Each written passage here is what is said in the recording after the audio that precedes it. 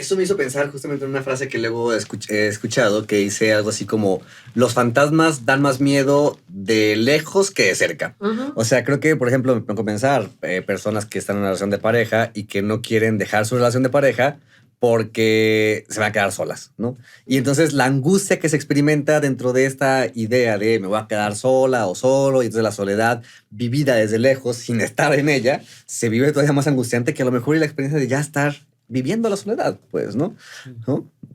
Se suele asociar mucho, por ejemplo, ¿no? No sé si les ha pasado, seguro sí, que cuando hay una pareja que lleva muchos años de estar juntos y entonces como que platican estos miedos, pero entonces luego ya te dicen, ¿no? O como, ay, es que desde que cortó con fulanito, así como, mira cuánto ha crecido, ¿no? Mira cómo ha hecho, así como, ay, le venía muy mal a esa persona, pero no es que el otro te venga mal, no es que el otro te hacía, te retenía, ¿no? Lo que pasa es que quizá también me voy a adelantar alguna de las preguntas, pero quizá también hay un tipo de soledad necesaria. Ajá. O sea, que entonces al transitarla, pues alcanzas muchas cosas por poder haber escuchado eso que se te presentó. Y entonces ya no da miedo. Es que esa pareja en realidad era una distracción, ¿no? Para poder estar contigo y poder conocer lo que tenías que conocer de ti. Y te estaba reteniendo, te estaba retrasando en tu crecimiento y en tu evolución como persona.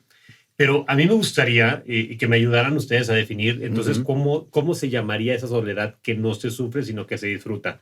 La soledad que viven, por ejemplo, la gente que está en meditación en el Tíbet, la gente que está en oración constante, que de verdad tú los ves, o sea, ves a un Juan Pablo II que pasaba muchísimo tiempo en soledad y que nunca tuvo una pareja y tú lo veías y el hombre era luz tal cual, ¿no? Así como ves también al Dalai Lama, como ves a muchos líderes, no solamente religiosos, sino también espirituales, que están en soledad, pero la disfrutan y la gozan. ¿Cómo podemos definir esa soledad? Porque creo que algo que nos limita el conocimiento es ponerle una etiqueta a las cosas. O sea, decir, quiero estar en soledad, lo vemos como que este güey trae depresión. Ajá. Este güey está mal, ¿no? Sí, claro. O me siento en soledad. O sea, si yo te mando un mensaje, Tania, me siento en soledad, Alex, me siento en soledad. Sí, está esa alarma, ¿no? Sí, es así como que, wow. A ver, ¿quieres que te marque o así? Ajá. ¿Y por qué no pensar, oye, qué chingón, disfruta tu momento, claro, ¿no? O sea, claro. ¿por qué nos limitamos a... ¿Por qué le ponemos un nombre a una cosa y la dejamos de conocer solamente porque creemos que es algo malo, ¿no? Hoy precisamente salió un podcast en donde hablo del egoísmo y el egoísmo está muy estigmatizado como algo malo, ¿no? Y justamente hay 3 tipos de egoísmo y de eso se trataba el podcast, pero la palabra egoísmo, tú escuchas egoísmo y le das una connotación negativa. Sí. Cuando hay egoísmo que lo que busca es también el crecimiento de su sociedad para que todos estemos mejor y es parte del egoísmo el que todos estemos bien como sociedad. ¿Por qué? Porque no hay una definición de soledad como tal en donde digamos, oye, la soledad también puede estar padre. ¿Cómo se llamaría esa soledad en donde no se sufre sino se goza? ¿Cómo lo pudiéramos definir? Es una buena pregunta porque nos implicaría quizás hacer una búsqueda de una palabra que, bueno, yo trato de como ahorita tratar de encontrarle alguna...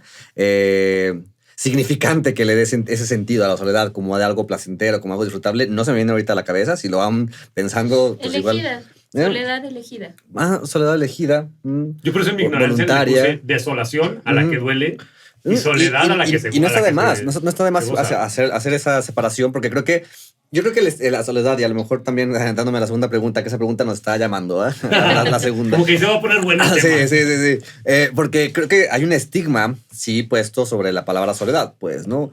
O sea, el estigma en tanto que se convierte en algo que es negativo, o sea, que es malo, que pobrecito, ¿no? Que alarma y que por lo tanto, desde ahí que el fantasma, que se ve de lejos como soledad, se vuelve más angustiante. Ahora, pero no se deja de ser cierto esta parte, o sea, de que si bien, es que yo pensaba ahorita con la pregunta que hacía Rudy, como los días escribí una publicación en Facebook.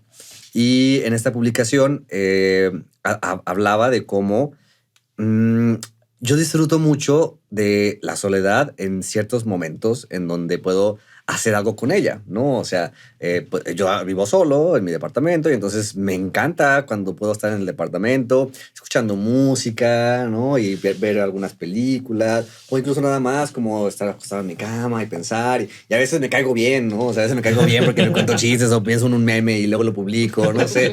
Y, o sea, en esos momentos disfruto de eso, pero decía, o sea, hay momentos en donde pues me harto de la soledad y quiero estar en contacto con otros y a veces eso ya deja de ser disfrutable y regreso a mí. Pero digo, cuando regreso a mí, espero encontrarme con esa parte mía que me caigo bien. Porque si me encuentro con la parte, Claro.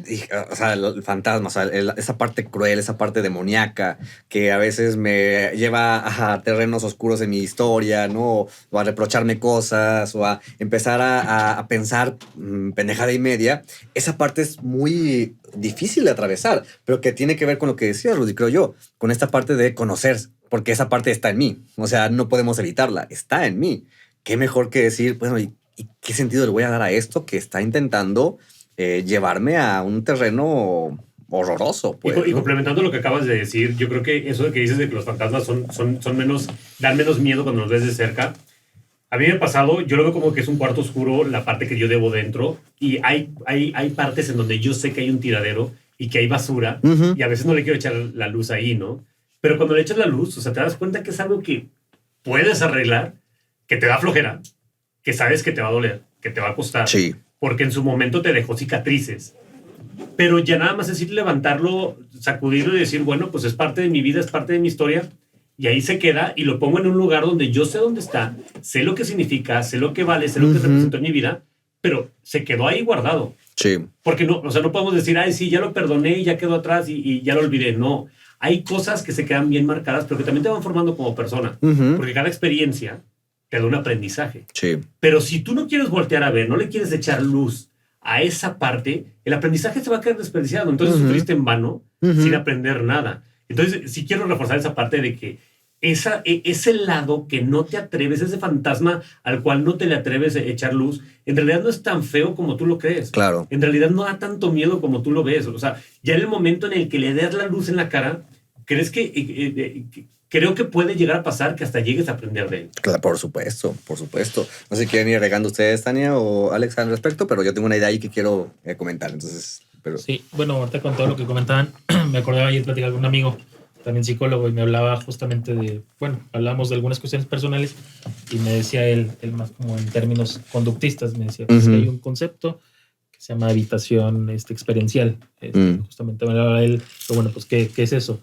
Y ya me decía, no, pues es justamente, parece paradójico, pero es justo esto, evitar sentir la experiencia, evitar sentirte mal, porque hablábamos como de eso, de cómo te sientes tú, cómo te sentiste tú con esto, con esa situación. Entonces dice, parece paradójico, pero a lo mejor hay que dejarlo, a lo mejor dejarlo ver para que justamente puedas tener una experiencia, un aprendizaje a esa situación que a lo mejor dices tú, pues me gusta esta parte donde me caigo bien, pero si llego a esta parte donde doy y me reprocho y digo, ¿y por qué hice esto? ¿Y por qué hice mal?